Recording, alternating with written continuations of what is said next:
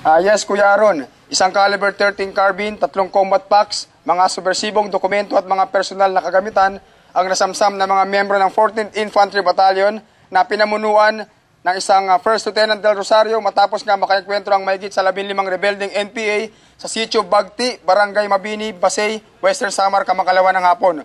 Tumagal na mahigit kumulang sa 10 minuto ang palitan ng putok hanggang sa tuluyan ngang tumakas ang nasabing mga rebelde, bitbit ang hindi pa matiyak na bilang ng kanilang mga nasugatang kasamahan.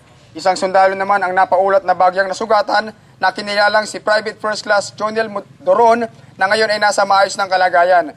Isa umanong sumbong galing sa isang sibilyan sa umano'y pangungutong o ekstorsyon na ginagawa ng naturang mga rebelde sa ilang mga kabahayan sa nabanggit na sitio ang pinagmula ng insidente.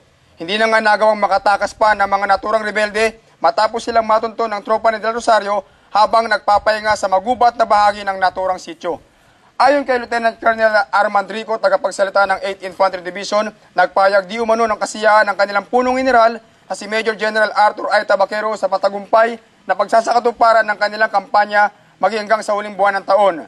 Pinapugayan din umano ni General Tabaquero ang sakripisyo ng kanilang mga kasundaluhan na tinaguriang mga frontline o mga nasa frontline na walang takot na hinaharap ang bingit ng kapamakan, magampanan lamang ang kanilang tungkulin at mapanatiling tahimik ang lugar na kanilang binabantayan.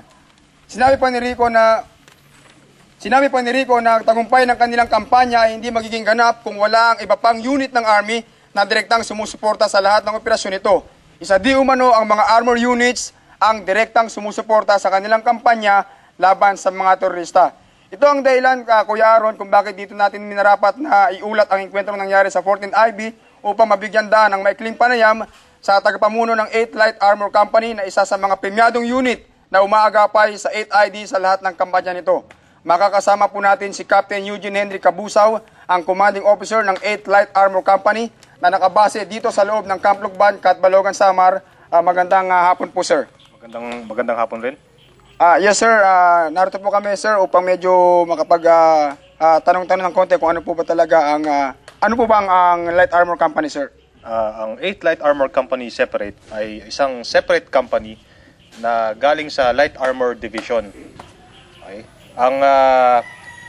Ang base namin ay Samar at Leyte. Sinusuportahan namin ang 8th Infantry Division mula sa norte, sa Katarman, all the way sa southern Samar, Leyte and southern Leyte.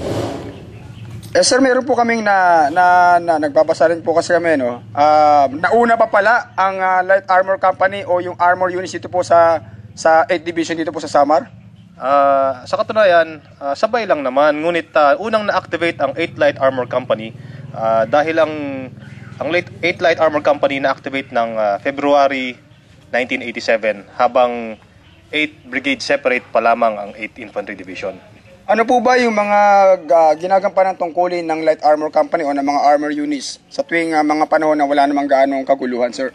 Maliban sa aming traditional na armor operations, which is primary mission namin dito, ang iba pa namin ginagawa ay particularly sa civil military operations, ranging from disaster relief to civil affairs. Nakikipag-coordinate kami sa dito sa ating mga community.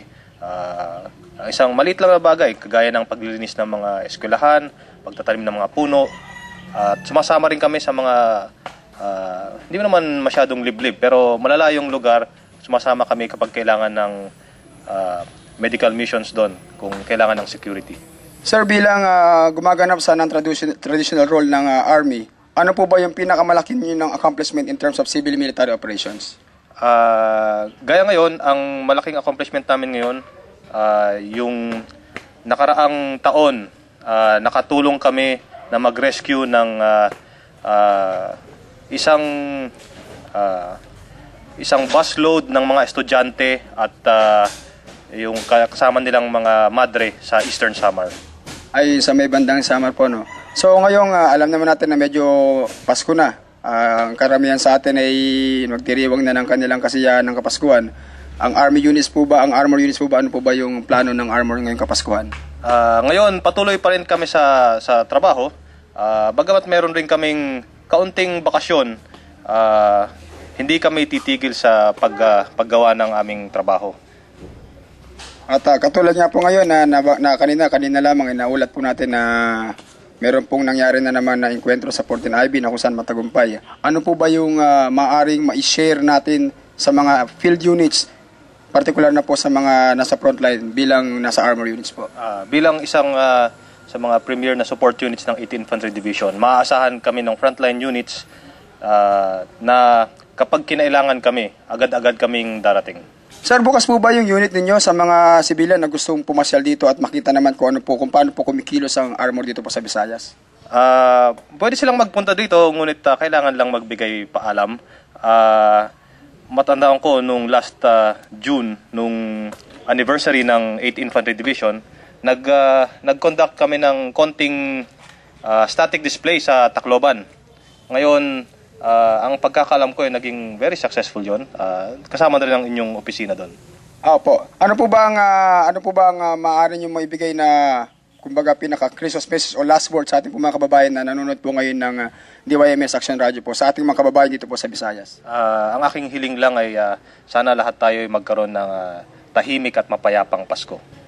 Ayan po si Captain Eugene Henry Cabusaw, ang commanding officer ng 8th Light Armor Company na nakabase po dito sa loob ng Camp Lucban, Catbalogan, Samar.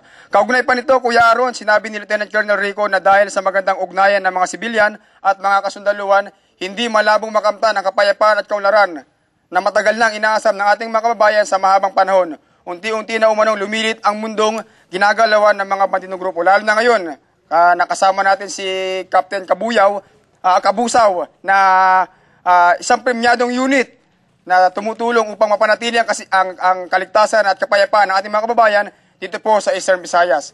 Kaya't mula dito sa headquarters ng 8th Light Armor Company sa Camp Lucban, Catbalogan, Samar, Jepoy Alvaro nag-uulat para sa DYMS Action Radio.